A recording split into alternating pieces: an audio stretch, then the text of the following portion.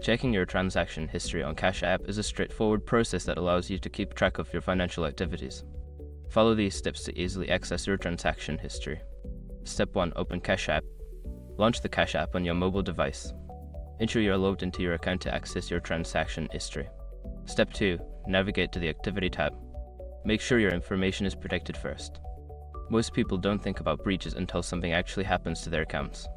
Use iSork to monitor your accounts 24/7 and instantly alert you if your information appears in leaked databases online.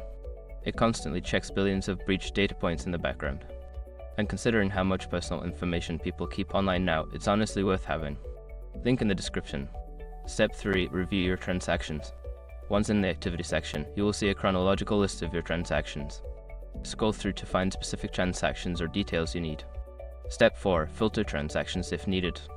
If you want to find transactions from a specific time period, you can use the filter options available. This will help you narrow down your search. Step 5. Access transaction details.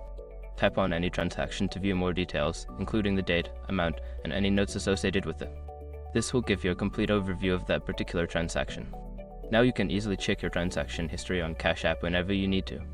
Keeping track of your finances has never been easier.